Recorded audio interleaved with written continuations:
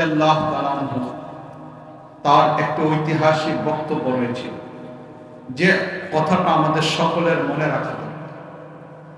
হযরত ওমর ফারুক রাদিয়াল্লাহু তাআলা আনহু বলেন, ইন্নামা ইয়ানকুসুল ইসলাম দুরওয়াতান দুরওয়াতান মান নাশা ফিল ইসলাম ওয়া লাম ইয়ারিফুল জাহিলিয়্যাহ। হযরত ওমর ফারুক রাদিয়াল্লাহু তাআলা আনহু বলেন, যে ব্যক্তি ইসলামে জীবন যাপন করতেছে, ইসলামের ভিতরেই তার বেড়ে ওঠা, ইসলামের মাধ্যমেই তার জীবন অতিবাহিত হচ্ছে, চাই সে জন্মগত মুসলমান হোক, যেমন আমরা জন্মগত মুসলমান, অথবা পরবর্তীতে সে ইসলাম ধর্ম গ্রহণ করো, যে কোনো প্রক্রিয়াতেই কোনো একজন মানুষ ইসলামের মাঝে তার জীবন চলতেছে, কিন্তু এই ব্যক্তি জাহিলিয়ত সম্পর্কে জানে না, যুগের বৈরিতা সম্পর্কে জানে না, ইসলামের ক্ষতি কোন বস্তুর দ্বারা হয় এই বিষয়গুলোকে জানে না, তাহলে নিঃসন্দেহে এক সময় এই ব্যক্তি ইসলামকে ধ্বংস করে। ইন্নামা ইয়ানকুসুল ইসলাম উরওয়াতান উরওয়াতান, ইসলাম আস্তে আস্তে কমে যাবে, ইসলাম আস্তে আস্তে শেষ হয়ে যাবে। মান নাশা ফিল ইসলাম, যার জীবন ইসলামের আলোকে হচ্ছে, ওয়ালাম ইয়ারিফুল জাহিলিয়্যাহ, কিন্তু সে জাহেলি সম্পর্কে জানে না, বর্বরতা সম্পর্কে জানে না, কোন কোন কাজের দ্বারা ইসলাম নষ্ট হয়ে যায় সেই ইতিহাস জানে না, সে মুসলিম জাতির পতনের বিষয়টা জানে না, মুসলিম জাতির উত্থানের বিষয়গুলিকে জানে না, তাহলে সেই ব্যক্তি মুসলমান হতে পারে, কিন্তু তার মাধ্যমে ইসলাম ধ্বংস হয়ে।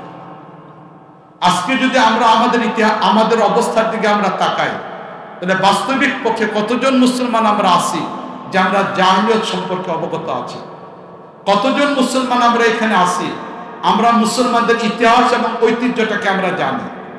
কতজন মুসলমান আমরা এখানে আছি যারা আমরা আমাদের সোনালী ইতিহাসের কথাগুলোকে বলতে পারবো?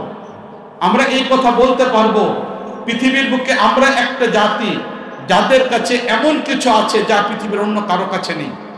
না এটা ইহুদিদের কাছে আছে, না খ্রিস্টানদের কাছে আছে, না হিন্দুদের কাছে আছে, না বৌদ্ধদের কাছে আছে, পৃথিবীর কোনো জাতির কাছে নাই যে জিনিসটা একমাত্র আমাদের মুসলমানদের কাছে আছে। আমরা আমাদের ইতিহাসের কথা জানি না, আমরা আমাদের সাহাবায়ে কেরামের কথা জানি না, আমরা আমাদের খুলাফায়ে রাশিদিনদের সোনালী যুগের কথা আমরা জানি না, আমরা জানি না পরবর্তী তাবিঈনদের জীবনী, জানি না তাবিঈনদের জীবনী, জানি না মুহাদ্দিসিনে কেরামের ত্যাগ আর কুরবানির কথা, জানি না ফুকায়ে কেরামের ত্যাগ আর কুরবানির কথা, জানি না সেই মুজাহিদিন ইসলামদের ত্যাগ আর কুরবানির কথা। আমরা আমাদের ইতিহাস ঐতিহ্য সম্পর্কে জানি না। জাহিলিয়ত কিভাবে আমাদেরকে ধ্বংস করে দিচ্ছে, বর্তমান সময় পৃথিবীকে কিভাবে কোন দিকে নিয়ে যাওয়া হচ্ছে, এই বিষয়গুলো না জানা, এটা একে একে ইসলাম থেকে দূরে সরে যাওয়া, এটা আমাদের মাধ্যম।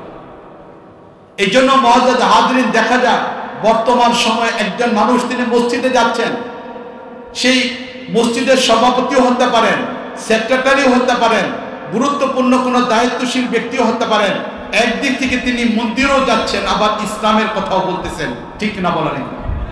একদিক থেকে তিনি জাহিলিয়তের সাথে সম্পর্ক, অপর দিক থেকে তিনি প্রথম কাতারে মুসল্লি একজন নামাজও পড়তেছেন। তিনি আবার হজেও যাচ্ছেন, তিনি আবার ধর্মীয় মাহফিলগুলোতেও বক্তব্য দিচ্ছেন, অথচ তিনি এমন কিছু কাজ করতেছেন যেটা জাহিলিয়তের সাথে সম্পর্ক থাকার কারণে তার ঈমান এবং ইসলাম দূর হয়ে গেছে, তিনি ইসলাম থেকে বের হয়ে গেছেন, অথচ নিজেকে তিনি মুসলমান দাবি করতেছেন। এই জন্য হযরত ওমর ফারুক রাদিয়াল্লাহু তাআলা এই কথাটা অত্যন্ত গুরুত্বপূর্ণ একটা কথা, ইন্নামা ইয়ানকুসুল ইসলাম উরওয়াতান উরওয়াতান মান নাশা ফিল ইসলাম ওয়া লাম ইয়ারিফুল জাহিলিয়্যাহ, যে জাহিলিয়ত সম্পর্কে জানে না সে ইসলামকে আস্তে আস্তে ধ্বংস করে দেয়। মুআজ্জাজ হাজরিন, আমরা যদি আমাদের 1400 বছরের ইতিহাসের দিকে তাকিয়ে দেখি, রাসূল করিম সাল্লাল্লাহু আলাইহি ওয়াসাল্লাম এমন একটা সময় পৃথিবীতে আগমন করেছিলেন যখন গোটা পৃথিবীটা জাহিলিয়তের সাথে সম্পূর্ণভাবে সম্পর্কশীল ছিল। পুরো পৃথিবীর সবকিছু জাহিলিয়তের অন্ধকারে আচ্ছন্ন ছিল। সেখানে মানবতা ছিল না, সভ্যতা ছিল না, তাদের পরস্পর কোনো সৌহার্দ্যতা সম্পর্কতা ছিল না, হৃদ্যতা ছিল না। সম্পূর্ণ একটা বর্বরতম অবস্থার মধ্যে নবী করিম সাল্লাল্লাহু আলাইহি ওয়াসাল্লাম পৃথিবীতে আগমন করলেন। নবী করিম সাল্লাল্লাহু আলাইহি ওয়াসাল্লাম যখন আসলেন তখন কাবার ভিতরে 360টা মূর্তি পর্যন্ত ছিল।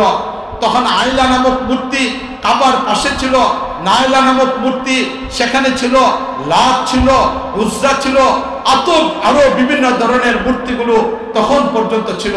বরং মানুষের ভিতরে প্রতিযোগিতা হতো মূর্তির ব্যাপারে, কার মূর্তি কত সুন্দর হতে পারে। এমন একটা জাহিলিয়তের যুগের মধ্যে নবী করিম সাল্লাল্লাহু আলাইহি ওয়াসাল্লাম আগমন করেছেন। নবী করিম সাল্লাল্লাহু আলাইহি ওয়াসাল্লাম যখন তাওহীদের বাণী নিয়ে 610 খ্রিস্টাব্দে যখন নবী করিম সাল্লাল্লাহু আলাইহি ওয়াসাল্লাম ওহী পেলেন, ওহী পাওয়ার পরে যখন হেরা গুহা থেকে নেমে আসলেন, নেমে আসার পরে নবী করিম সাল্লাল্লাহু আলাইহি ওয়াসাল্লাম যখন 3 বছর পর্যন্ত ফতরাতুল ওহী ছিল, এরপরে যখন নবী করিম সাল্লাল্লাহু আলাইহি ওয়াসাল্লাম দাওয়াত দেওয়া আরম্ভ করলেন, নবী করিম সাল্লাল্লাহু আলাইহি ওয়াসাল্লামের দাওয়াতে আবু বকর রাদিয়াল্লাহু আনহু ইসলাম গ্রহণ করলেন। রাসূল করিম সাল্লাল্লাহু আলাইহি ওয়াসাল্লামের দাওয়াতে সেদিন হযরত আলী রাদিয়াল্লাহু আনহু ইসলাম গ্রহণ করলেন, হযরত যায়েদ ইবনে হারেসা রাদিয়াল্লাহু আনহু ইসলাম গ্রহণ করলেন।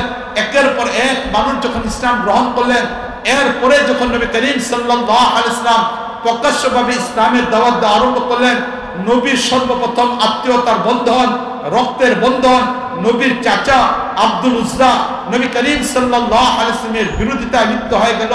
এরপর থেকে বিরোধিতা শুরু হলো। নবী করিম সাল্লাল্লাহু আলাইহি ওয়াসাল্লামের নবুয়তের সেই 13 বছরের মক্কা জীবনের অবস্থার দিকে যদি আমরা তাকিয়ে দেখি, সেখানে নবী করিম সাল্লাল্লাহু আলাইহি ওয়াসাল্লাম কঠিন একটা পরিস্থিতি পাড়ি দিচ্ছেন। এই অবস্থায় পাড়ি দিয়ে যখন নবী করিম সাল্লাল্লাহু আলাইহি ওয়াসাল্লাম মক্কা থেকে মদিনায় গেলেন, শুধু যদি মক্কার অবস্থার দিকে আমরা তাকায় দেখি, কোরআন কারীমের 114টা সূরার মধ্যে থেকে 86টা সূরা তখন আল্লাহ রাব্বুল আলামিন মক্কায় নাযিল করলেন। যে 86টা সূরা মক্কাতে নাযিল হলো, এগুলোর বিষয়বস্তুর দিকে যদি আমরা তাকাই, সেখানে আমরা দেখতে পাবো তাওহীদ, রিসালাত, আখিরাত এই তিনটা সম্মিলিত এই কোরআন কারীমের 86টা সূরা ছিল, যেখানে আল্লাহ রাব্বুল আলামিন এই 13 বছরের ব্যক্তিদেরকে তৈরি করলেন। এই ব্যক্তিদেরকে তৈরি করার পরে এবার যখন আল্লাহ রাব্বুল আলামিনের সিদ্ধান্ত হলো, আল্লাহ রাব্বুল আলামিনের ফয়সালা হলো, মক্কার পূর্বে মদিনাতে ইসলাম প্রচারিত হবে। সেই মদিনায় ইসলাম প্রচারিত হওয়ার জন্য নবী করিম সাল্লাল্লাহু আলাইহি ওয়াসাল্লামকে হিজরতের আদেশ দেওয়া হলো। এবার একের পর এক সাহাবায়ে কেরাম হিজরত করা আরম্ভ করলেন। প্রথম সাহাবী যিনি মক্কা থেকে হিজরত করে মদিনায় গেলেন, হযরত মুসআব বিন উমাইর রাদিয়াল্লাহু তাআলা আনহু। দ্বিতীয় সাহাবী হযরত বিলাল রাদিয়াল্লাহু তাআলা আনহু। তৃতীয় নম্বর সাহাবী হযরত আম্মার রাদিয়াল্লাহু তাআলা আনহু। চতুর্থ নম্বর সাহাবী হযরত মিকদাদ রাদিয়াল্লাহু তাআলা আনহু। পঞ্চম নম্বর সাহাবী হযরত উমর ফারুক রাদিয়াল্লাহু তাআলা আনহু। ওনারা যখন মক্কা থেকে হিজরত করে মদিনায় গেলেন, মদিনা যাওয়ার পরে সেখানে ক্ষেত্র তৈরি করলেন, এবং এই ক্ষেত্র তৈরি করার মাধ্যমে মদিনাতে একটা ইসলামী রাষ্ট্র প্রতিষ্ঠা হলো। মুআজ্জাজ হাজরিন, রাসূল করিম সাল্লাল্লাহু আলাইহি ওয়াসাল্লাম আমাদের কাছে হলেন আদর্শ। রাসূল করিম সাল্লাল্লাহু আলাইহি ওয়াসাল্লামের আদর্শকে বাদ দিয়ে অন্য কোনো বস্তু আমাদের কাছে আদর্শ হতে পারে না। নবী করিম সাল্লাল্লাহু আলাইহি ওয়াসাল্লাম মক্কায় ছিলেন 13 বছর, সেখানে ইসলামী রাষ্ট্র ব্যবস্থা সম্ভবপর হয় নাই। সেখানে গোত্রভিত্তিক ব্যবস্থা ছিল, ইসলামী রাষ্ট্র ব্যবস্থা তৈরি করা যায় নাই। নবী করিম সাল্লাল্লাহু আলাইহি ওয়াসাল্লাম মদিনা যাওয়ার পরে সেখানে ইসলামী রাষ্ট্র ব্যবস্থা করলেন, ইসলামী রাষ্ট্র প্রতিষ্ঠা হলেন। এবং ইসলামী রাষ্ট্র প্রতিষ্ঠার পদ্ধতি নবী করিম সাল্লাল্লাহু আলাইহি ওয়াসাল্লাম ভিন্ন কোনো পদ্ধতির মাধ্যমে করেন নাই, বরং নবী করিম সাল্লাল্লাহু আলাইহি ওয়াসাল্লাম মদিনায় ইসলামী রাষ্ট্র ব্যবস্থা তৈরি করলেন গণজোয়ারের মাধ্যমে। আমাদের এই কথাটা ভালো করে মনে রাখতে হবে যে রাসূল করিম সাল্লাল্লাহু আলাইহি ওয়াসাল্লাম ইসলামী রাষ্ট্র ব্যবস্থা মদিনাতে তৈরি করেছেন গণজোয়ারের মাধ্যমে। সেখানে ইসলামী রাষ্ট্র ব্যবস্থা তৈরি করলেন। মদিনাতে যখন ইসলামী রাষ্ট্র ব্যবস্থা হলো, ইসলামী ব্যবস্থা যখন রাষ্ট্র তৈরি হয়ে গেল, এই তৈরি হওয়ার পরে তখন মক্কার কাফেররা ইসলামের বিপক্ষে সেই ইসলামী রাষ্ট্রকে ধ্বংস করে দেওয়ার জন্য ষড়যন্ত্র লিপ্ত হলো। যারই পরিপ্রেক্ষিতে 17 মাস পরে বদরের যুদ্ধ সংগঠিত হলো, 3 বছর পরে উহুদের যুদ্ধ সংগঠিত হলো, 5 বছর পরে খন্দকের যুদ্ধ সংগঠিত হলো। একের পর এক ইসলামী রাষ্ট্রকে শেষ করে দেওয়ার জন্য চেষ্টা করা হলো, মুসলমানদেরকে শেষ করে দেওয়ার জন্য চেষ্টা করা হলো, ইসলামী রাষ্ট্রকে ধ্বংস করে দেওয়ার চেষ্টা করা হলো। 6 বছর পরে এবার নবী করিম সাল্লাল্লাহু আলাইহি ওয়াসাল্লাম মক্কা থেকে মদিনা থেকে মক্কায় যাওয়ার ইচ্ছা করলেন। মূলত নবী করিম সাল্লাল্লাহু আলাইহি ওয়াসাল্লাম উমরার নিয়তে বের হলেন এবং উমরার উদ্দেশ্যে গেলেন, কিন্তু সেখানে উমরা করতে পারেন নাই। হুদায়বিয়া নামক জায়গায় নবী করিম সাল্লাল্লাহু আলাইহি ওয়াসাল্লামকে বাধা দেওয়া হলো। নবী করিম সাল্লাল্লাহু আলাইহি ওয়াসাল্লাম চলে আসলেন। চলে আসার পরে এবার নবী করিম সাল্লাল্লাহু আলাইহি ওয়াসাল্লাম 2 বছর পরে এবার মক্কা বিজয়ের জন্য গেলেন। 10,000 সাহাবায়ে কেরামকে নিয়ে মক্কা বিজয়ের জন্য গেলেন। এবার গিয়ে নবী করিম সাল্লাল্লাহু আলাইহি ওয়াসাল্লাম মক্কা বিজয় অর্জন করলেন। মক্কা বিজয় অর্জন করলেন নবী করিম সাল্লাল্লাহু আলাইহি ওয়াসাল্লাম জিহাদের মাধ্যমে। মুআজ্জাজ হাজরিন, রাসূল করিম সাল্লাল্লাহু যেহেতু আমাদের আদর্শ, তাই রাসূলের জীবন থেকে আমি পরিষ্কারভাবে এই কথা বলতে চাই, রাসূল করিম সাল্লাল্লাহু আলাইহি ওয়াসাল্লাম পূর্ণ ইসলামকে বাস্তবায়ন করেছেন। পূর্ণ ইসলাম ইসলামী রাষ্ট্র ব্যবস্থার মাধ্যমে বাস্তবায়িত হয়। আর ইসলামী রাষ্ট্র ব্যবস্থা বাস্তবায়িত হওয়ার জন্য 2টা পদ্ধতি। নাম্বার 1 গণজোয়ার, নাম্বার 2 জিহাদ ফি সাবিলিল্লাহ। এর বাইরে বিকল্প কোন পদ্ধতি দিয়ে ইসলামী রাষ্ট্র ব্যবস্থা অতীতে কখনো তৈরি হয় নাই, বর্তমানেও তৈরি করা সম্ভব না। কিয়ামত পর্যন্ত পৃথিবীর মানুষ চেষ্টা করে গেলে এই 2 পদ্ধতির বাইরে অন্য কোন পদ্ধতির মাধ্যমে ইসলামী রাষ্ট্র ব্যবস্থা তৈরি করতে পারবে না। এটা আমাদের সামনে যত বেশি পরিমাণ পরিষ্কার হবে, তত বেশি পরিমাণ আমাদের মুসলমানদের এই দেশে কাজ করাটা অত্যন্ত সুযোগ হবে। যদি নবীর দেখানো পদ্ধতির বাইরে গিয়ে অন্য কোন পদ্ধতিতে আমরা আমাদের গোটা জীবনকে কাটাই দেই, নবী করিম সাল্লাল্লাহু আলাইহি ওয়াসাল্লামের সুন্নতের পদ্ধতিকে বাদ দিয়ে অন্য কোন পদ্ধতির পেছনে যদি আমাদের শ্রম দেই, আমাদের মেধা দেই, আমাদের শক্তি দেই, তাহলে এটা অনর্থক একটা সময় অপচয় করা হবে। বিকল্প ভিন্ন কিছু হবে না। শুধুমাত্র একমাত্র রাসূলের পথ আর পদ্ধতির দ্বারাই খেলাফত ব্যবস্থা প্রতিষ্ঠা হতে পারে। আর রাসূলের পথ পদ্ধতি হলো গণজোয়ারের মাধ্যমে, 2 নম্বর জিহাদ ফি সাবিলিল্লাহর মাধ্যমে। ঠিক কিনা বলেন?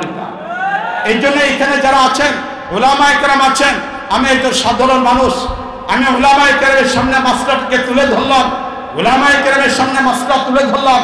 যদি কারো কাছে এই মাসলার বিপরীত বিকল্প কোনো দলিল থাকে তাহলে তিনি আমাকে জানাবেন। নিঃসন্দেহে আমারও ভুল হতে পারে, আমি ভুল থেকে ফিরে আসব। কিন্তু আমি পরিষ্কারভাবে এই কথা বলতে চাই, যদি খেলাফত ব্যবস্থা যে রাসূল করিম সাল্লাল্লাহু আলাইহি ওয়াসাল্লাম তৈরি করেছিলেন, যে খেলাফত আলা মিনহাজ নবুওয়া নবী তৈরি করেছিলেন, এটা তৈরি করার একমাত্র পথ রাসূল করিম সাল্লাল্লাহু আলাইহি ওয়াসাল্লামের আদর্শ। আর রাসূলের জীবনে 2টাই পদ্ধতি, একটা গণজোয়ার, একটা জিহাদ ফি সাবিলিল্লাহ। হয়তো মদিনা আমাদের সামনে আদর্শ থাকবে, নাহলে মক্কা আমাদের সামনে আদর্শ হবে। মদিনায় রাসূল করিম সাল্লাল্লাহু আলাইহি ওয়াসাল্লাম ইসলামী রাষ্ট্র ব্যবস্থা তৈরি করেছিলেন গণজোয়ারের মাধ্যমে, আর মক্কায় রাসূল করিম সাল্লাল্লাহু আলাইহি ওয়াসাল্লাম ইসলামী রাষ্ট্র ব্যবস্থা তৈরি করেছিলেন জিহাদ ফি সাবিলিল্লাহর মাধ্যমে। তাই এই 2টা পথ আর পদ্ধতি ছাড়া আর কোন পদ্ধতিতে খেলাফত ব্যবস্থা প্রতিষ্ঠা হতে পারে না। মুআজ্জাজ হাজির, রাসূল করিম সাল্লাল্লাহু আলাইহি ওয়াসাল্লাম খেলাফত ব্যবস্থা তৈরি করার পরে এরপর থেকে নিয়ে সাহাবায়ে কেরাম রাদিয়াল্লাহু তাআলা আনহুর মধ্য থেকে হযরত আবু বকর রাদিয়াল্লাহু তাআলা আনহু, হযরত উমর ফারুক রাদিয়াল্লাহু তাআলা আনহু, হযরত উসমান গনি রাদিয়াল্লাহু তাআলা আনহু, হযরত আলী রাদিয়াল্লাহু তাআলা আনহু, হযরত হুসাইন রাদিয়াল্লাহু তাআলা আনহু, ওনাদের সামনে 30 বছরের খুলাফায়ে রাশিদিনদের যুগ, এই যুগের মাধ্যমেও সেখানে ইসলাম ছিল। পরবর্তীতে উমাইয়াদের শাসন, এর পরবর্তীতে এসে আব্বাসীয়দের শাসন, এই বিগত 1250 বছর আমাদের মুসলমানদের সামনে। মুআজ্জাজ হাজরিন, রাসূল করিম সাল্লাল্লাহু আলাইহি ওয়াসাল্লাম যে ইসলামটা নিয়ে এসেছিলেন এবং খুলাফায়ে রাশিদিন, তাবিঈন, খুলাফায়ে রাশিদিন, উমাইয়াদের শাসন ব্যবস্থা, উসমানীয়দের শাসন ব্যবস্থা, এই 1200 বছর পর্যন্ত মুসলমানদের ইসলামী রাষ্ট্র ব্যবস্থা পরিচালনা করার জন্য যে বস্তুটা মুসলমানদের সামনে ছিল তা মৌলিকভাবে 3টা জিনিস। যে 3টা জিনিসকে সামনে রেখে খুলাফায়ে রাশিদিন, নবী করিম সাল্লাল্লাহু আলাইহি ওয়াসাল্লাম এবং পরবর্তীরা ইসলামী রাষ্ট্র ব্যবস্থাকে পরিচালনা করেছিলেন, তার মৌলিক বস্তু ছিল 3টা। 1 নাম্বার বস্তু ছিল এটা, মুসলমানরা নিজেদের চিন্তা চেতনা থেকে কোন সংবিধান রচনা করে নাই, মুসলমানরা নিজেদের আকল থেকে কোন সংবিধান তৈরি করে নাই, মুসলমানরা পরস্পর বসে কোনো সংবিধান তৈরি করে নাই। ইসলাম 1200 বছর পর্যন্ত টিকে ছিল। ইসলাম পৃথিবীর বুকে তার শাসন ব্যবস্থাকে পরিচালনা করেছিল।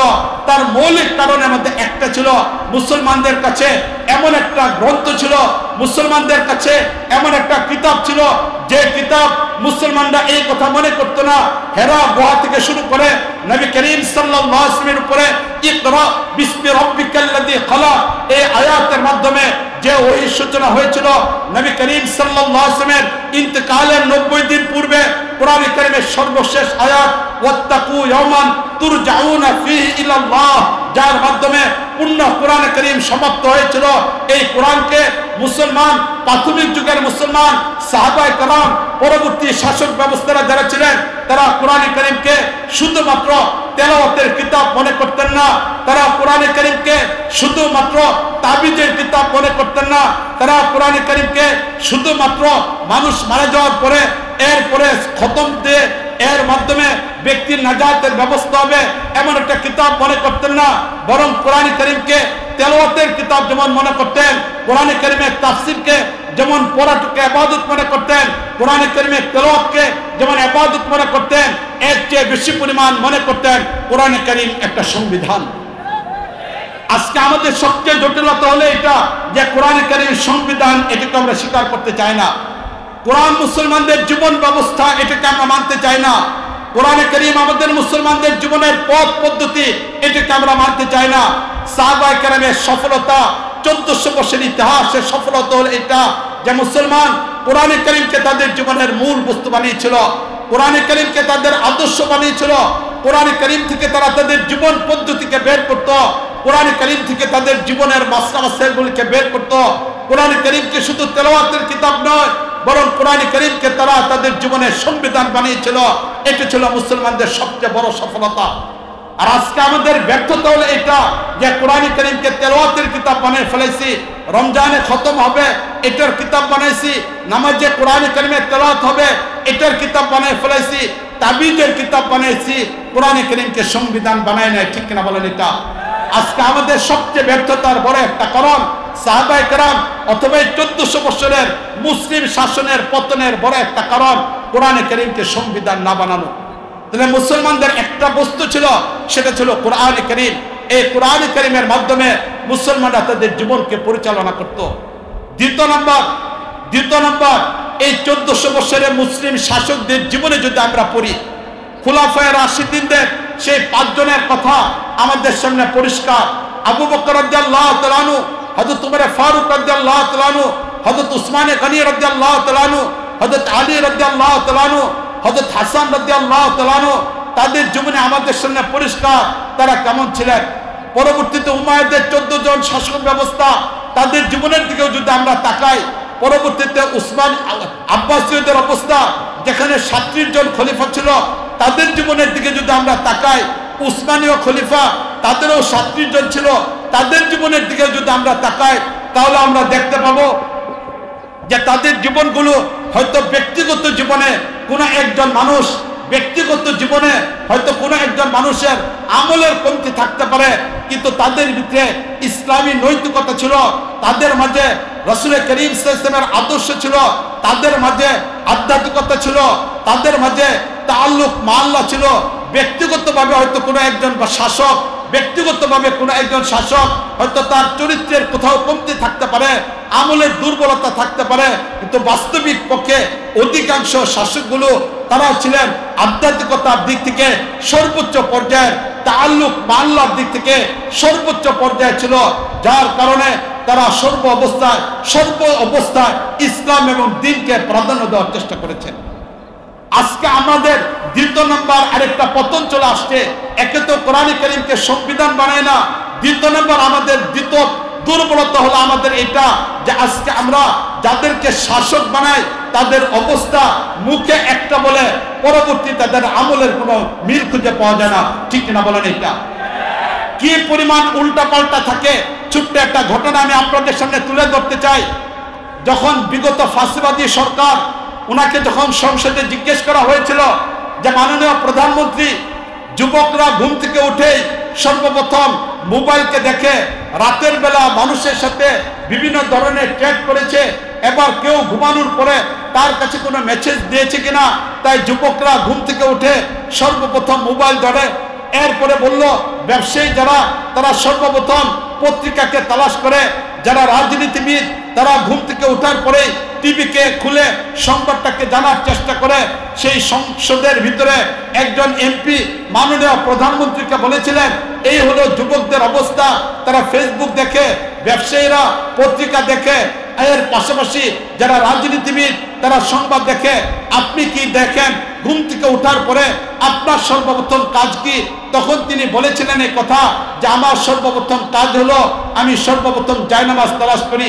এই কথাটা শুধু কথা নয়, ফেসবুকের ভিতরে সার্চ দিয়ে দেখেন সেখানে এই কথাটা লেখা আছে, মিথ্যা কোনো কথা বলতেছে না।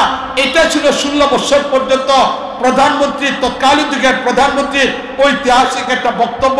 আমরা যখন মঞ্চে যেতাম তখন সেই দলের বিভিন্ন ব্যক্তিরা আমাদের সামনে আসা প্রধানমন্ত্রীর তাহাজ্জুদের গল্প শোনাইতো, কোরআনে কারিমের তেলাওয়াতের গল্প শোনাইতো, তসবির গল্প শোনাইতো, কারো কারো ব্যাপারে 80 রাকাত নফল নামাজের গল্প আমাদের শুনতে হইতো। কিন্তু আমরা লক্ষ্য করে দেখলাম 5 আগস্ট যখন ছাত্রদের আন্দোলন শুরু হলো, এই সময়টার ভিতরে আমরা লক্ষ্য করে দেখলাম যখন 11টা পর্যন্ত 3 বাহিনীর প্রধান তৎকালীন যুগের ফাঁসিবাদী প্রধানমন্ত্রীর সাথে বৈঠকের মধ্যে বসা, 11টা পর্যন্ত বসা, তিনি ক্ষমতা ছাড়তে চান না। 12টায় উনি সিদ্ধান্ত নিলেন, 1টা পর্যন্ত সুযোগ দেওয়া হলো। তখন বঙ্গভবনে আর কেউ ঢুকে নাই, বাইরে থেকে কোনো মানুষও যায় নাই। এই অবস্থার ভিতরে 1টার পরে তিনি ক্ষমতা ছেড়ে 16 বছর পরে দেশ থেকে পলায়ন করে যেতে বাধ্য হলো। এই অবস্থায় 1টা থেকে 2টা ছাত্র জনতা বঙ্গভবনে গেল। এই অবস্থা বঙ্গভবনে যাওয়ার পরে সেদিন যা হয়েছে এটার সঙ্গে আমরা একমত না। বঙ্গভবনের কোনো সম্পদ এটা ব্যক্তির কোনো সম্পদ না, রাষ্ট্রীয় সম্পদ। রাষ্ট্রীয় সম্পদ জনগণ হস্তক্ষেপ করতে পারে না, এটা আমানত। কিন্তু সেদিন আমরা দেখেছিলাম ফেসবুকের মধ্যে আসছে, বিভিন্ন মিডিয়ার মধ্যে আসছে, বঙ্গভবন থেকে কেউ মাছ নিয়েছে। প্রধানমন্ত্রী, তৎকালীন যুগের প্রধানমন্ত্রীর খাবারটা কি ছিল? এটাও ছিল, বিভিন্ন বস্তু ছিল। কিন্তু সেদিন আমরা কখনো দেখতে নাই যে উনার ঘরে জায়নামাজ খুঁজে পাওয়া গেছে, উনার ঘরে কোরআনে কারীম পাওয়া গেছে, এটা খুঁজে পাওয়া যায় নাই। ওনার ঘরে একটা তাসবিহ খুঁজে পাওয়া যায় নাই। তাহলে যে মানুষটা ঘুম থেকে উঠায় জায়নামাজ তালাশ করে, এতদিন পর্যন্ত এই মিথ্যা কথাগুলো আমাদেরকে বলা হয়েছে, এতদিন পর্যন্ত কোরআন তেলাওয়াতের মিথ্যা অভিনয় আমাদের সামনে উপস্থাপন করা হয়েছে, এতদিন পর্যন্ত মিথ্যা তাসবিহর গল্প আমাদেরকে শোনানো হয়েছে।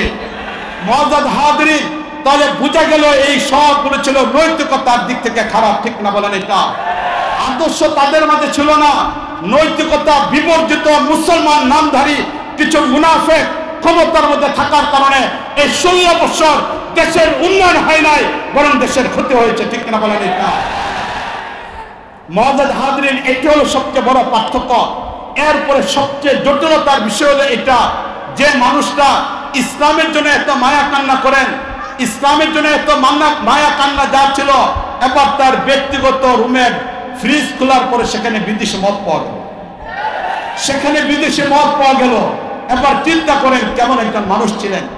মুআজ্জাজ হাজিরিন, আমি আলোচনা করতেছিলাম এই কথা, ইসলামের সৌন্দর্যতা, 1400 বছরের ইতিহাস আমি আপনাদের সামনে তুলে ধরেছিলাম। এই 1400 বছর মুসলমানদের শাসনের মূল বস্তু ছিল, 1 নাম্বার বস্তু ছিল তাদের কাছে কোরআনে কারীম ছিল সংবিধান, কোরআনে কারীম ছিল তাদের জীবনের মূল বস্তু, যাকে অবলম্বন করে তারা তাদের জীবনকে পরিচালনা করেছে। এটা ছিল মুসলমানদের 1 নাম্বার। 2 নাম্বার, যারা শাসক ছিল, প্রত্যেক শাসকের জীবনের দিকে যদি আমরা তাকাই তাহলে সেখানে আমরা দেখতে পাবো যে তাদের প্রত্যেকেই ব্যক্তিগতভাবে হয়তো কারো আমলের দুর্বলতা থাকতে পারে, কিন্তু সামগ্রিকভাবে তারা প্রত্যেকেই নৈতিকতার সাথে সম্পর্ক ছিল, তারা প্রত্যেকেই আধ্যাত্মিকতার সাথে সম্পর্ক ছিল, তারা প্রত্যেকেই তাআল্লুক আল্লাহর সাথে সম্পর্ক ছিল, যার কারণে এই ইসলামী শাসন ব্যবস্থা পরিচালনা করা তাদের পক্ষে সম্ভব হচ্ছিল। এটা ছিল আমাদের 2 নাম্বার উন্নয়নের আরেকটা মাধ্যম।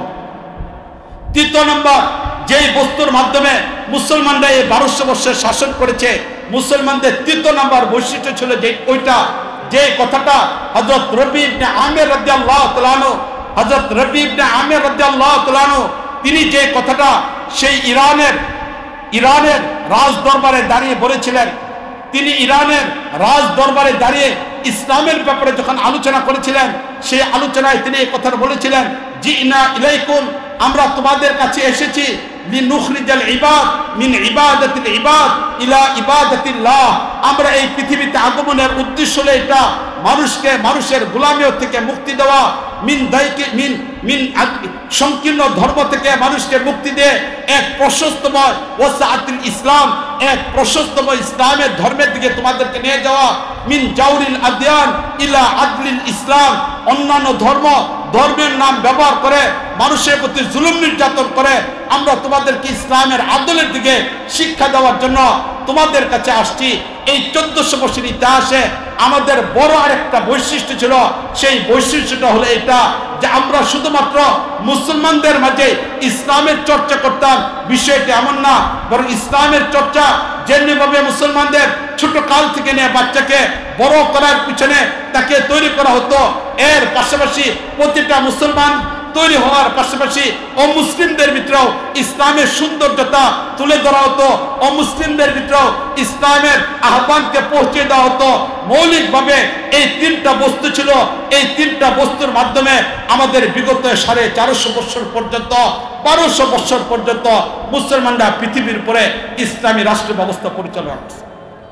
আজকে আমাদের মুসলমানদের কাছ থেকে এই 3টা বস্তু হারাই গেছে। একে তো কোরআনে কারীমের ব্যাপারে আমি প্রথমেই বললাম যে কোরআনে কারীম আমাদের হাত থেকে ছুটে গেছে। দ্বিতীয় নম্বর, আজকে আমাদের নৈতিকতার পতন হয়ে গেছে, তাআল্লুক মা আল্লাহ, আল্লাহর সাথে সম্পর্ক এটা দুর্বল হয়ে গেছে। তৃতীয় নম্বর, আজকে আমরা মুসলমান শুধু মুসলমানদের পিছনে নিজেদের শ্রম মেধা সবকিছুকে খরচ করার জন্য, যে জাতিকে মালিক আল্লাহ রাব্বুল আলামিন পৃথিবীর সবচেয়ে শ্রেষ্ঠ জাতি বলেছিলেন, যে জাতিকে মালিক আল্লাহ রাব্বুল আলামিন পৃথিবীর অন্যান্য উম্মার উপরে প্রাধান্য দিয়েছিলেন, যাদের ব্যাপারে মালিক আল্লাহ রাব্বুল আলামিন ঘোষণা করেছিলেন কুনতুম খায়রা উম্মাতিন উখরিজাত লিন-নাস, আজকে আমরা আমাদের দায়িত্বকে ভুলে গেছি। এই 3টা বস্তু না থাকার কারণে আজকে আমরা এক গভীর ষড়যন্ত্রের মাঝে পড়ছি এবং সত্যিকার অর্থে আমরা মুসলমান মালিক আল্লাহর সাথে সম্পর্কটাকে ছিন্ন হয়ে গেছে, ইসলামের ইতিহাসের কথা ভুলে গেছি, ইতিহাস ঐতিহ্যের কথা ভুলে গেছি, যার কারণে এক গভীর ষড়যন্ত্রের মধ্যে আমরা পড়েছি। বিশেষ করে আমাদের বাংলাদেশ অত্যন্ত কঠিন একটা পরিস্থিতির মাঝে আজকে, এই পরিস্থিতিটা আজকে আমাদের না জানার কারণে আজকে আমরা অনেকেই বাংলাদেশে কোন প্রেক্ষাপটে আমরা কাজ করতে চাই, আমাদের কাজের ধরন কি হবে, আমাদের কাজটা কোন দিক থেকে শুরু করা দরকার, এটাকে আমরা হিমশিম খেয়ে যাচ্ছি, আমরা কিং কর্তব্য বিমূঢ় হয়ে যাচ্ছি যে আমরা আমাদের কাজের ধরন কি করব। মুআজ্জাজ হাজরিন, এই দেশ একসময় ইসলামী রাষ্ট্র ব্যবস্থার অধীনে ছিল। 1250 বছর ইতিহাস যেমনি ভাবে উজ্জ্বল, ঠিক ভারতের ইতিহাসের দিকে যদি তাকায় তাহলে আমরা এই জায়গায় দেখতে পাবো যে এই অঞ্চলগুলো ছায়া ইসলামী রাষ্ট্রের অধীনে পরিচালিত হয়েছে। মুঘলদের শাসনের কথা বলা হোক, এই জায়গাগুলোতে ইসলামী শাসন ব্যবস্থা ছিল। পরবর্তীতে বিশেষ করে 1205 খ্রিস্টাব্দে ইখতিয়ারউদ্দিন মোহাম্মদ বখতিয়ার খিলজির মাধ্যমে বাঙ্গাল জুনটা যখন স্বাধীনতা অর্জন করলো, এই জায়গাগুলোতে ইসলামী রাষ্ট্র ব্যবস্থা পরিপূর্ণভাবে ছিল, ইসলামী রাষ্ট্র ব্যবস্থা ছিল। পরবর্তীতে এসে ব্রিটিশরা এই দেশকে দখল করলো। এই দেশ দখল করার পরে যখন আন্দোলন গতিশীল হলো, এই আন্দোলনের পরে ভারত থেকে আলাদা রাষ্ট্র হওয়া, পাকিস্তান তৈরি হওয়া, এটা ছিল ইসলামের উপর স্লোগান দিয়ে। তাই 1947-এ ভারত থেকে দেশ বিভক্ত হওয়া এটা ইসলামের স্লোগান দেওয়া হয়েছিল, অন্য কোনো স্লোগান দিয়ে এটা হয় নাই, বরং এটা ইসলামের স্লোগান দেওয়া হয়েছিল। সেদিন কিছু মুসলমান তাদের দাবি ছিল আলাদা ইসলামী রাষ্ট্র ব্যবস্থা তৈরি করা, আর হিন্দুদের কথা ছিল আলাদা হিন্দুদের জন্য রাষ্ট্র হওয়া। এই দ্বিজাতীয় তাত্ত্বিকতার উপর ভিত্তি করে সেদিন রাষ্ট্রগুলো আলাদা হয়েছিল। তাই পূর্ব পাকিস্তান ইসলামের উপর ভিত্তি করে এই দেশ স্বাধীনতা অর্জন করেছিল। এই অবস্থায় চলতে থাকলো, পাকিস্তানের মানুষগুলো আমাদের প্রতি জুলুম নির্যাতন করলো, কিন্তু ওই সময় মসজিদগুলো নিরাপদ ছিল, মাদ্রাসাগুলো নিরাপদ ছিল, খানকাগুলো নিরাপদ ছিল, উলামা ইকরাম নিরাপদ ছিল। ওই সময় ইতিহাসের দিকে যদি আমরা তাকাই, 1947 থেকে নিয়ে 71 পর্যন্ত সেখানে আন্দোলন ভিন্ন কোনো কারণে ছিল না। পাকিস্তানিদের সাথে আন্দোলন আমাদের ধর্মের কারণে ছিল না, সেদিন আমাদের আন্দোলন ছিল অধিকার আদায়ের জন্য। ঠিক না বলেন? এটা যার জন্য 71-এর পরেই যখন যে সময়টার ভিতরে পাকিস্তান ভেঙ্গে বাংলাদেশ হলো, আর ওই সময় 7 কোটি কম্বল আসার পরে যখন কম্বল চুরের দলেরা কম্বল চুরি করছিল, তখন বাংলাদেশের এক কবি কবিতায় লিখেছিল, বাদ দে শহরের বাচ্চা, নাহলে মানচিত্র খেয়ে ফেলবো, এর দ্বারা বুঝে আসো তখন স্বাধীনতা আন্দোলন এটা ধর্মের কারণে হয় নাই, অধিকার আদায়ের জন্য ছিল। ঠিক কিনা বলেন? এটা আন্দোলনটা অধিকার আদায়ের জন্য ছিল। কিন্তু মুআজ্জাজ হাজরিন, যে আন্দোলনটা অধিকার আদায়ের জন্য ছিল, সে আন্দোলনটা কি করে ধর্মের বিপক্ষে চলে গেল, ছোট্ট বাংলাদেশের ইতিহাসের ক্ষেত্রে আমি আলোচনাকে তুলে ধরতে চাই। খুব মনোযোগের সাথে আমার বাংলাদেশের প্রেক্ষাপটটাকে বোঝার জন্য চেষ্টা করেন, খুব মনোযোগ দিয়ে আলোচনা শোনার জন্য চেষ্টা করেন। আজকে কেন যে দেশ ধর্মের নামে স্বাধীনতা অর্জন করলো, আজকে এই ধর্মটাকে কেন বাদ দিয়ে দেওয়া হলো? কেন ধর্মের সেই সংবিধান, বাংলাদেশের সংবিধান থেকে আল্লাহর উপর ভরসা, বিসমিল্লাহির রহমানির রহিম, কেন এটাকে বাতিল করে দেওয়া হলো? কোন প্রেক্ষাপটে আমার বাংলাদেশকে আজকে কোথায় নিয়ে যাওয়া হয়েছিল, উদ্দেশ্যটা কোথায় ছিল? এই ঘটনাটা আমি আপনাদের সামনে তুলে ধরতে চাই পরিষ্কারভাবে। আমি আগেও বললাম, এখনো বলতেছি, ভারত থেকে সেদিন আলাদা হওয়া, 47 হওয়া, এটা মূল বস্তু ছিল ধর্মীয় কারণে নয়, অধিকার আদায়ের জন্য। যখন অধিকার আদায়ের জন্য আন্দোলন বেগবান হলো 7ই মার্চে সরোয়ার ইয়ের মাধ্যমে রেড ক্রিসেন্ট ময়দানে, যখন সেখানে তৎকালীন যুগে মুজিবুর রহমান সাহেব বক্তব্য দিলেন, এই বক্তব্যের শুরু সেখানে তিনি বিসমিল্লাহ দ্বারা উল্লেখ করলেন, বক্তব্য শেষ করলেন ইনশাআল্লাহ দ্বারা। এই 16 বছর যাবৎ আমরা বঙ্গবন্ধুর বক্তব্যকে সেখানে ইউটিউবের মাধ্যমে, বিভিন্ন চ্যানেলের মাধ্যমে শতাব্দীর সবচেয়ে শ্রেষ্ঠ বক্তব্য হিসেবে উল্লেখ করা হয়েছে। যে বক্তব্যটা এতদিন পর্যন্ত আমাদেরকে শোনানো হয়েছে, সম্মানিত উপস্থিতি, সেই বক্তব্যটা ইউটিউবের মধ্যে পূর্ণটা দেওয়া আছে। এতদিন পর্যন্ত যেমনি ভাবে এক ভণ্ড, প্রতারক, মুনাফেক আমাদেরকে জায়নামাজের কথা গল্প শোনাইছে, ঠিক এরকম ভাবে ওনার বক্তব্যটা অংশ বিশেষ শোনানো হয়েছে, পূর্ণ বক্তব্য আমাদেরকে শোনানো হয়নি। পূর্ণ বক্তব্য দেখবেন সেখানে বিসমিল্লাহ দ্বারা বক্তব্য শুরু হয়েছে এবং সর্বশেষ তিনি ইনশাআল্লাহ দ্বারা বক্তব্য শেষ করেছেন। তাহলে বুঝে আসলো তখনও তিনি একজন মুসলমান ছিলেন। ঠিক না বলেন? এটা বিসমিল্লাহ দ্বারা বক্তব্য শুরু করা, ইনশাআল্লাহ দ্বারা বক্তব্য শেষ করা, এটা প্রমাণিত হয় যে তিনি মুসলমান ছিলেন, এটা তখন বুঝে আসে। শেষ পর্যন্ত তিনি সেখানে একটা বস্তু তৈরি করে ওনারা চলে গেলেন, গ্রেফতার হলেন, গ্রেফতার হয়ে চলে গেলেন সেই পাকিস্তানের জেলখানা। পাকিস্তানের জেলখানা যখন গেলেন, তখন এই বাংলাদেশের তৌহিদি জনতা, অপমার জনতা, মুসলমান ও মুসলিম সম্মিলিতভাবে দেশ স্বাধীনতার জন্য যুদ্ধ করলো।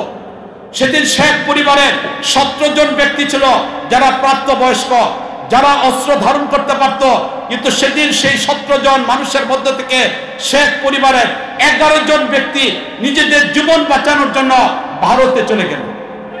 তারা কখনো মুক্তিযোদ্ধার সাথে সম্পর্ক ছিল না, তারা এই দেশের স্বাধীনতার জন্য সামান্য পরিমাণ অবদান রাখে নাই। সেদিন শেখ পরিবারের 11 জন ব্যক্তি একজন অস্ত্র ধারণ করে নাই। ইতিহাস পরিষ্কারভাবে উল্লেখ করা, শেখ পরিবারের 17 জনের প্রাপ্তবয়স্ক মানুষ একজনও অস্ত্র ধারণ করে নাই। তারা সেখানে ভারতে মামার বাড়িতে গিয়ে আশ্রয় নিয়েছিল। মুআজ্জাজ হাজরিন, দীর্ঘ 9 মাস পর্যন্ত যুদ্ধ হলো। যুদ্ধের পরে এরপরে সেখান থেকে শেখ মুজিবকে মুক্তি দেওয়া হলো। শেখ মুজিব ইচ্ছা করলে সরাসরি পাকিস্তানের জেলখানা থেকে বাংলাদেশ আসতে পারতেন, কিন্তু তিনি বাংলাদেশে আসেন নাই। তিনি সেখানে পাকিস্তানে জানালেন তিনি লন্ডনে যাবেন, চলে গেলেন লন্ডনে। লন্ডনে গিয়ে 3 দিন সেখানে থাকলেন। লন্ডন থেকে তিনি চলে আসতে পারতেন, বাংলাদেশে আসেন নাই। তিনি চলে গেলেন দিল্লিতে। দিল্লিতে গিয়ে 3 দিন ইন্দিরা গান্ধীর সাথে সময় ব্যয় করলেন। তৎকালীন যুগের ভারতের প্রধানমন্ত্রী ইন্দিরা গান্ধীর সাথে সময় ব্যয় করলেন। 3 দিন পরে তিনি বাংলাদেশে আসলেন। জানুয়ারির 10 তারিখ তিনি বাংলাদেশে আসলেন। এই জন্য এই বিগত সময়গুলোতে জানুয়ারির 10 তারিখে স্বদেশ প্রত্যাবর্তন দিবস হিসেবে পালন করা হয়েছে। একটা ব্যক্তির আগমনকে অবলম্বন করে একটা দিনকে ছুটি বানানো হয়েছে। হাজার হাজার মানুষের কর্মদিনকে বাতিল করে সেখানে একটা ব্যক্তিকে প্রাধান্য দেয়া, তাদের এক ব্যক্তিকে প্রাধান্য দেওয়ার জন্য স্বদেশ প্রত্যাবর্তন দিবস বানানো হয়েছে। তিনি আসলেন, রাতের বেলা ঘুমাইছেন। 11 তারিখ সকালবেলা, সেই 11 তারিখের সকালবেলা তিনি ঘুম থেকে উঠলেন। ঘুম থেকে উঠার পরে তিনি রেডিও খুললেন। রেডিও খোলার পরে তিনি দেখলেন সেখানে তৎকালীন যুগের কারি উবাইদুল্লাহ রহমতুল্লাহ আলাইহি, যিনি কোরআন কারিমে তেলাওয়াত করতেন, ওনার একটা তেলাওয়াত বাজানো হইতো, এটা বাজে নাই। ঘুম থেকে উঠে তিনি তার স্ত্রী ফজিলতুন নিসাকে ডাক দিলেন। ফজিলতুন নিসাকে ডাক দিয়ে বললেন যে কোরআন কেন বন্ধ, তেলাওয়াত কেন হয় নাই? ফজিলতুন নিসা জানালেন যে যারা এখন ক্ষমতার মধ্যে আছে তাদের চিন্তা চেতনা ইসলামের বিপক্ষে, এদেরকে ভিন্ন একদিকে রয়ে পরিচালনা করছে। ভারত স্বাধীনতার যুদ্ধটা, মুসলমানদের অধিকার আদায়ের যুদ্ধটাকে ভিন্ন দিকে নিয়ে গেছে। এই জন্য কোরআন কারিমে তেলাওয়াত বন্ধ করে দেওয়া হলো। সেদিনের ইতিহাস পড়ে দেখেন, অসমাপ্ত বঙ্গবন্ধু এই বইয়ের মধ্যে থেকে আমি উদ্ধৃতি উল্লেখ করতেছি। বঙ্গবন্ধুর অসমাপ্ত জীবনী বইটা পড়ে দেখবেন, তার মাঝে এই কথাগুলো লেখা আছে। সেখানে সেদিন 11 তারিখ তিনি তাৎক্ষণিকভাবে বললেন, আমি কোরআনের তেলাওয়াত শোনার পরে এরপরে নাস্তা করব না। তৎকালীন যুগের প্রধানমন্ত্রী ছিলেন মুশতাক আহমদ, উনাকে ডাক দিলেন। উনি আসলেন, আসার পরে বললেন কোরআন কেন বন্ধ করা হলো? এরপরে তিনি উজর দেখালেন। এরপরে কোরআন কারিমের তেলাওয়াত হলো, তিনি নাস্তা করলেন। নাস্তা করার পরে এবার তিনি সোহরাওয়ার্দী উদ্যানে গেলেন। ঐতিহাসিক সেই সোহরাওয়ার্দী উদ্যানে তিনি 11 তারিখে একটা বক্তব্য দিলেন। যে মানুষটা 11 তারিখে বক্তব্য দিলেন, ভালো করে লক্ষ্য করে দেখেন, সেদিন সেই বক্তব্যের মধ্যে তিনি উল্লেখ করলেন স্বাধীনতা যুদ্ধ হয়েছে দীর্ঘ 9 বছরে, এদেশের স্বাধীনতা যুদ্ধ হয়েছে। অধিকার আদায়ের যুদ্ধটাকে তিনি নিয়ে যাচ্ছেন কোথায়? চিন্তা করে দেখেন, সেদিনে সেই যুদ্ধের মধ্যে তিনি বললেন এই দেশ স্বাধীনতা হয়েছে গণতন্ত্র প্রতিষ্ঠার জন্য, এ দেশ স্বাধীনতা হয়েছে সমাজতন্ত্র প্রতিষ্ঠার জন্য, এ দেশ স্বাধীনতা হয়েছে ধর্ম নিরপেক্ষতা প্রতিষ্ঠার জন্য, এই দেশ স্বাধীনতা হয়েছে জাতীয়তাবাদ প্রতিষ্ঠা করার জন্য। এবং এই 4টা ধারাকে তিনি এই দেশের সংবিধানের মৌলিক অবস্থা হিসেবে উল্লেখ করলেন। এবং আমার বাংলাদেশের সংবিধানের প্রথম পৃষ্ঠার ভিতরে এই 4টা কথা লেখা রয়ে গেছে। 71-এর যুদ্ধ, অধিকার আদায়ের যুদ্ধ, এই যুদ্ধটাকে তিনি নিয়ে গেলেন সম্পূর্ণভাবে গণতন্ত্র প্রতিষ্ঠার জন্য, এই যুদ্ধটাকে তিনি নিয়ে গেলেন জাতীয়তাবাদ প্রতিষ্ঠার জন্য, এই যুদ্ধটাকে তিনি নিয়ে গেলেন সমাজতন্ত্র প্রতিষ্ঠার জন্য, এই যুদ্ধটাকে তিনি নিয়ে গেলেন ধর্ম নিরপেক্ষতা প্রতিষ্ঠার জন্য। মুআজ্জাজ হাজরিন, এটা বাংলাদেশের এমন একটা সংবিধানের অংশ যে সংবিধানকে যদি কোনো একজন ব্যক্তি পরিবর্তন করতে চায়, কারো পক্ষে পরিবর্তন করে এটা সম্ভব না। যদি 300 আসনের দ্বারাও এমপি নির্বাচিত হয়ে কোনো ইসলামী দল ক্ষমতায় চলে যায়, গণতন্ত্রের প্রক্রিয়ার মাধ্যমে যদি কোনো রাষ্ট্র ক্ষমতায় কোনো ইসলামী দলও চলে যায়, এরপরও বাংলাদেশের যে 64,000 বর্গ কিলোমিটারের বাংলাদেশ রয়েছে, তার সীমারেখাকে পরিবর্তন করা না হবে এতক্ষণ পর্যন্ত সংবিধানের এই ধারাকে পরিবর্তন করা যাবে না। সংবিধানের কিছু ধারা থাকে যে ধারাগুলো কখনো পরিবর্তন করা যায় না। সংবিধানের এই ধারাটাকে পরিবর্তন করতে হলে বাংলাদেশের কাঠামো ভেঙে ফেলতে হবে। হয়তো আসাম বাংলাদেশে চলে আসবে, সেভেস্টার বাংলাদেশে আসবে, নতুন এক বাংলাদেশ তৈরি করতে হবে। না হলে গণতন্ত্রের কোনো প্রক্রিয়ার মাধ্যমে এই ক্ষমতা 300 আসন যাওয়ার পরও কারো পক্ষে পরিবর্তন করা এটা সম্ভব না। এবার চিন্তা করে দেখেন, এই যে 4টা মতবাদের উপরে বাংলাদেশের স্বাধীনতার যুদ্ধকে নিয়ে যাওয়া হলো, আর এই যুদ্ধকে নিয়ে যাওয়ার মাধ্যমে বাংলাদেশের কোনো একজন ব্যক্তি যদি ধর্ম নিরপেক্ষতার বিশ্বাসী হয়, ধর্ম নিরপেক্ষতা মুসলমানের থিওরি হতে পারে না। লাকুম দীনুকুম, এই আয়াত এটা মক্কার জন্য ছিল, অন্য ব্যক্তিদের ধর্ম আদায়ের অধিকারের ছিল। চিন্তা চেতনার দিক থেকে লাকুম দীনুকুম ওলিয়া দ্বীনের চিন্তা চেতনা কোনো ব্যক্তি রাখলে সে মুসলমান থাকতে পারে না। সুতরাং ধর্ম নিরপেক্ষতার বিশ্বাস ইন্না দীনা ইনদাল্লাহ ইসলামের বিপরীত। তাই একজন মুসলমান ধর্ম নিরপেক্ষতার বিশ্বাসী হতে পারে না, একজন মুসলমান জাতীয়তাবাদের বিশ্বাসী হতে পারে না, একজন মুসলমান সমাজতন্ত্রের বিশ্বাসী হতে পারে না, একজন মুসলমান গণতন্ত্রের বিশ্বাসী হতে পারে না।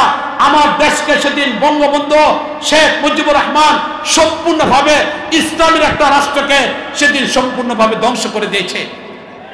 আজকে আমরা যারা জানি, সংবিধান সম্পর্কে যারা পড়েন, গোটা বাংলাদেশের ইতিহাসের দিকে যদি দেখেন, তাহলে যারাই ক্ষমতার মধ্যে আসছে, সংবিধানের এই 4টা ধারা থাকার কারণে বাংলাদেশকে কোনো অবস্থায় ইসলামের দিকে নেওয়া যাওয়া সম্ভব না। কোনো অবস্থায় দেশে ইসলাম প্রতিষ্ঠা করা সম্ভব না যতক্ষণ পর্যন্ত সংবিধানের এই 4টা ধারাকে পরিবর্তন না করা হবে। সেদিন বাংলাদেশে ইসলামকে শেষ করে দিয়েছে, সম্পূর্ণভাবে বাংলাদেশে ইসলামকে শেষ করে দিয়েছে। এত গভীর একটা ষড়যন্ত্র সেদিন বঙ্গবন্ধু শেখ মুজিবুর রহমান করেছিলেন। মুআজ্জাজ হাজিরান, এবং চিন্তা করে দেখেন, ভারতের সংবিধান প্রণয়ন করতে 3 মাসের সময় লাগলো, আমার বাংলাদেশের সংবিধান মাত্র 2 মাসে তৈরি হলো। যারা বাংলাদেশের এখানে সংবিধান সম্পর্কে জানেন তারা দেখেন, ভারতের সংবিধান হাতে ধরেন, বাংলাদেশের সংবিধান ধরেন, 2টা সংবিধানকে কাছাকাছি রাখার পর আপনি দেখতে পাবেন ভারতের সংবিধানের অনুবাদ আবার বাংলাদেশের সংবিধান, বাংলাদেশের সংবিধান ভারতের সংবিধানের অনুবাদ। যেখানে ভারত সংবিধান তৈরি করলো 3 মাসে, সেখানে আমার বাংলাদেশের সংবিধান ভারত তৈরি করলো 3 বছরে, সেখানে আমার সংবিধান 3 মাসে তৈরি হলো। মুআজ্জাজ হাজিরিন, সেদিন ইসলামকে শেষ করে দিয়েছে। এই জন্য শেখ মুজিব ভালো করে লক্ষ্য করেন, শেখ মুজিব শুধু এক ব্যক্তি না, এটা হলো আওয়ামী লীগদের এক দেবতার নাম। আওয়ামী লীগের সাথে আমাদের দ্বন্দ্ব নয়। রাজনৈতিক ভাবে আওয়ামী লীগ আসতে পারে, কোন একজন ব্যক্তি চিন্তা চেতনার দিক থেকে শতাব্দীর প্রাচীনতম একটা রাজনৈতিক দল এই রাজনৈতিক দল করতে পারে। রাজনৈতিক দলে আওয়ামী লীগের সাথে আমাদের দ্বন্দ্ব নয়, আমাদের দ্বন্দ্ব হলো মুজিববাদের আওয়ামী লীগের সাথে। মুজিববাদের আওয়ামী লীগ এটা শুধুমাত্র একটা আওয়ামী লীগ নয়, বরং মুজিববাদ হলো একটা ধর্মের নাম। মুজিববাদ একটা ধর্মের নাম। মুআজ্জাজ হাজিরিন, আমার কথাটাকে আমি আরেকটু বিশ্বাসযোগ্য করার জন্য আপনাদের সামনে উপস্থাপন করি। যারা ফেসবুক ইন্টারনেট ব্যবহার করেন, সেখানে বিভিন্ন ধর্মগুলিকে জানার জন্য সার্চ দিবেন, সেখানে আপনি লিখবেন ইহুদিবাদ, একটা ধর্মের পরিচয় আসবে। এই ধর্মের বৈশিষ্ট্য কি, এই ধর্মের কাজ কি আপনি দেখতে পাবেন।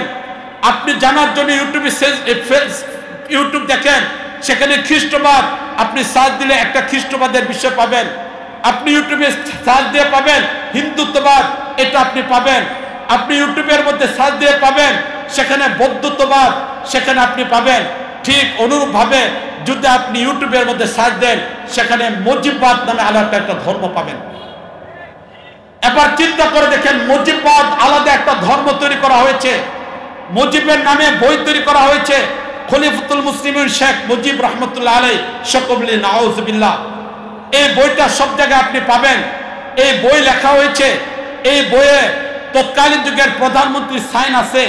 এই বইয়ের লাস্টের পৃষ্ঠার মধ্যে লেখা আছে, কোন একজন ব্যক্তি যদি এই বিপদে পড়ে যায়, তার সন্তান হচ্ছে না, কোন একজন ব্যক্তি বিপদে পড়ে গেছে, তার চাকরি নাই, কোন একজন ব্যক্তি অসুস্থতার মধ্যে পড়ে গেছে, এই অসুস্থ থেকে ভালো হচ্ছে না, তাহলে এই বইয়ের শুরু থেকে শেষ পর্যন্ত খতম করলে আল্লাহ রাব্বুল আলামিন তার মনের আশা পূরণ করবে। সকলে নাউজুবিল্লাহ। এবার চিন্তা করে দেখেন, মুজিববাদ এটা আলাদা একটা ধর্ম। মুজিববাদকে 16 বছরের ভিতরে একটা স্বতন্ত্র ধর্মের নামে প্রতিষ্ঠা করা হয়েছে। মুজিববাদকে আমাদের মুসলমানদের উপরে আলাদাভাবে একটা বস্তুকে চাপাই দেওয়া হয়েছে। এই জন্য আমাদের মনে রাখতে হবে, এই ফাসিবাদী সরকার 16 বছরের ভিতরে তার বাবা আমার বাংলাদেশ ইসলামকে শেষ করে দিয়েছে। এখন আমি মুসলমান হিসেবে যদি বাংলাদেশের সংবিধানকে মানতে চাই, আমার ইসলামের উপর টিকে থাকা সম্ভব না, আমার শেখুল হাদিস টিকে থাকা সম্ভব না, মসজিদের ইমামতির করা আমার পক্ষে সম্ভব না। সংবিধান মানতে গেলে ইসলামকে আমার বাদ দিতে হবে, ইসলামকে বাদ দিতে গেলে সংবিধানকে মানা সম্ভবপর হবে। তার বাবা এমন একটা বস্তু তৈরি করে দিয়েছিল, সেদিন সেই 11 জানুয়ারিতে সোহরাওয়ার্দী উদ্যানে ঐতিহাসিক বক্তব্যের মাধ্যমে, আর তার মেয়ে আজকে আমাদের সামনে মুজিববাদ নামে আলাদা একটা ধর্ম তৈরি করছে। সুতরাং এই অবস্থায় আমাদের চিন্তা করতে হবে, রাজনৈতিক আওয়ামী লীগের দল ভিন্ন, মুজিববাদের আওয়ামী লীগের এই দেশে কোনো অবস্থায় ঠাঁই হতে পারে না। মুজিববাদকে প্রতিষ্ঠা করতে কোনো অবস্থায় দেওয়া যেতে পারে না, তাদেরকে ফিরে আসার কোনো সুযোগ দেওয়া যেতে পারে না, তাদেরকে দেশে কোনো অবস্থায় আবার ফিরে আসার সুযোগ দেওয়া যেতে পারে না। মুআজ্জাজ হাজরিন, যদি এই দেশে মসজিদবাদ প্রতিষ্ঠা হয়ে যায় তাহলে 1400 বছর ইসলাম টিকতে পারবে না। এই দেশের মসজিদ টিকবে না, এই দেশের মাদ্রাসা টিকবে না, এই দেশের খানকা টিকবে না। এই 15 বছর আমরা দেখেছি তাদের কাছে কোনোটাই নিরাপদ ছিল না। এই জন্য কোনো অবস্থায় তাদেরকে এই দেশের মসজিদবাদ প্রতিষ্ঠা করতে দেওয়া যাবে না। আমাদের মনে রাখতে হবে, দ্বন্দ্ব হলো মসজিদবাদের বিপক্ষে, আমাদের সংগ্রাম মসজিদবাদের বিপক্ষে। আমাদের সংগ্রাম মসজিদবাদকে প্রতিষ্ঠা করতে দেওয়া যাবে না, ফিরে আসার কোনো সুযোগ দেওয়া যাবে না। মুআজ্জাজ হাজরিন, এই জন্য এই বিষয়টাকে ভালো করে বুঝবেন, ভালো করে বোঝার চেষ্টা করেন। একজন ওয়ারিসে নবী, আমাদের সকলের মুরব্বী হুজুর এখানে আছেন, একজন ওয়ারিসে নবী, তিনি নবীর নবুয়াতে সেই দায়িত্বের জায়গা থেকে বলতে হয়। বাংলাদেশের ইতিহাস সম্পর্কে আপনি পড়ে দেখেন, বাংলাদেশের সংবিধান সম্পর্কে পড়ে দেখেন। আমি একজন আলেম, আল্লাহ মাফ করো, অহংকার থেকে হেফাজত করো। বাংলাদেশের সংবিধান 50 বারের উপর আমার পড়া, দীর্ঘ 4 বছর যাবৎ বাংলাদেশের সংবিধানের উপর আমি কাজ করতেছি। সংবিধানের কোন ধারা ইসলামের সাথে সাংঘর্ষিক, এই বিষয়টার উপর আমার কাজ চলতেছে। লম্বা সময় নিয়ে আমি কাজ করতেছি বাংলাদেশের সংবিধানের উপরে। বাংলাদেশের সংবিধানের কোন একটা বস্তুকে মেনে নিলে এই দেশে ইসলামকে নিয়ে টিকে থাকা সম্ভব না। এই জন্য এই জায়গাটা অত্যন্ত জটিল, অত্যন্ত জটিল। আমাদের মনে রাখতে হবে, রাসূল করিম সাল্লাল্লাহু আলাইহি ওয়াসাল্লাম হলেন আমাদের আদর্শ। ইসলামের উপর আমাদের টিকে থাকতে হবে, দ্বীনের উপরে টিকে থাকতে হবে। সেই 3টা আদর্শ আমাদের অবলম্বন করতে হবে। নাম্বার 1, 1400 বছর ইতিহাসে যেটা আমাদের ছিল, কোরআন কারীমকে সংবিধান বানাইতে হবে। তাই যে সংবিধান 71-এ তৈরি হয়েছে, 24-এর এই গণ অভ্যুত্থানের মাধ্যমে বাংলাদেশ আজকে সংস্কারের পথে। আজকে বিভিন্ন জায়গা থেকে আন্দোলন হচ্ছে, সংস্কারের আন্দোলন হচ্ছে। আজকে আমাদের এই 92% মুসলমানের দেশে নতুন করে একটা আন্দোলনের রূপরেখা তৈরি করতে হবে। সেটা হলো সেই শেখ মুজিবের পতিত সেই সংবিধান মানা যাবে না। এই সংবিধানকে পরিবর্তন করতে হবে।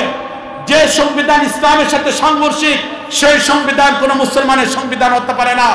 যে দেশে 92% মুসলমান, সেই দেশের মসজিদবাদের সংবিধান কোন অবস্থায় সংবিধান হতে পারে না। আজকে আমাদের প্রত্যেকের রাস্তায় নেমে আসা দরকার। আমাদের প্রত্যেকের নিজের জায়গা থেকে ইসলাম যদি এই দেশে চায়, দিন যদি এই দেশে চায়, যদি মসজিদ মাদ্রাসাকে নিয়ে টিকে থাকতে চায়, তাহলে এই সংবিধানকে পরিবর্তন করতে হবে। এই জন্য যে কোনো প্রক্রিয়া হোক, যে কোনো অবস্থান থেকে হোক, আমার বক্তব্যটা শোনার পরে আপনারা ভালো করে যাচাই করেন, ভালো করে দেখেন, ভালো করে চিন্তা করেন। আমি মনে করি নতুন করে একটা আন্দোলন এখন রূপরেখা তৈরি করা দরকার। সেটা হলো সংবিধান সম্পূর্ণ পরিবর্তন করা। দেশের স্বাধীনতা সর্বমুহূর্ত যেন ঠিক থাকে। এখানে যেন কোনো অবস্থায় কোনো জালেম অত্যাচার আসতে না পারে। যারা আমাদের রক্ত নিয়ে হুলি খেলবে তাদেরকে সুযোগ দেওয়া যেতে পারে না। যারা কোনো একজন ব্যক্তির গলার মধ্যে দিয়ে পাড়া দিয়ে তাদের গলা কাটতে পারে, এমন কোন স্বৈরাচারীকে শাসনে দেওয়া যেতে পারে না। যারা দেশের টাকাকে বিদেশে পাচার করে তাদেরকে ক্ষমতায় দেওয়া যেতে পারে না। যারা দুর্নীতির সাথে সম্পর্ক, তাদেরকে ক্ষমতায় দেওয়া যেতে পারে না। আমার দেশ, এদেশের জনসাধারণ অটো চালায় জীবন যাপন করে। এদেশের মানুষ কৃষি কাজের সাথে সম্পর্ক, এদেশের মানুষ জেলে কামার এদের সাথে সম্পর্ক, এদেশের মুষ্টিমেয় কিছু মানুষ অর্থের সাথে সম্পর্ক, বাকি সাধারণ মানুষ মধ্যবিত্ত দরিদ্র পরিবার দিন আনতে তাদের দিন শেষে নিজেদের খাবার প্রয়োজন পূরণ করতে হিমশিম খেতে হয়। এবার একটা জাতির ট্যাক্সের টাকায় পরিচালিত পুলিশ প্রশাসন হোক, গোয়েন্দা বাহিনী হোক, সরকার হোক, অন্যায়কারী কাউকে আশ্রয় দেওয়া যেতে পারে না। এই দেশে আর নতুন করে কোনো ফাঁসিবাদীকে আশ্রয় দেওয়া যেতে পারে না। এই জন্য মুআজ্জাজ হাজরিন, আমাদের এই 3টা আদর্শে আদর্শিত হতে হবে। নাম্বার 1, কোরআনকে সংবিধান বানাইতে হবে। নাম্বার 2, যারা ক্ষমতা আসবে তাদের নৈতিকতার দিক থেকে তারা যেন আদর্শবান হয়, তাআল্লুক বা আল্লাহর সাথে যেন সম্পর্ক হয়। দিনের আলোতে তাদের চেহারা চেয়ে যেন রাতের অন্ধকারে জায়নামাজের মধ্যে পড়ে থাকতে আমরা বেশি দেখি, এমন মানুষ তৈরি করতে হবে। আর ইসলাম সর্বজনীন ধর্ম, এই ধর্মকে গোটা দুনিয়ার মানুষের সামনে কল্যাণকারী হিসেবে উপস্থাপন করে এরপর আমরা আমাদের দেশে সর্বজনীন ভাবে যদি কাজ করি তাহলে সফলতা হবে। মালিক আল্লাহ রাব্বুল আলামিন পূর্ণ ইসলামের সাথে এই দেশে আমাদেরকে টিকে থাকার তৌফিক দান করুন এবং বাস্তবিক পক্ষে রাসূলের আদর্শকে বাস্তবায়ন করে হয়তো গণজোয়ার অথবা জিহাদ ফি সাবিলিল্লাহ পথকে অবলম্বন করে খেলাফত আলা মিনহাজুন নবুওয়াকে আবার এই দেশে প্রতিষ্ঠা করার তৌফিক আল্লাহ রাব্বুল আলামিন দান করুন। ওয়া আখিরু দাওয়ানা আনিল হামদুলিল্লাহি রাব্বিল আলামিন। আসসালামু আলাইকুম ওয়া রাহমাতুল্লাহি ওয়া বারাকাতুহু।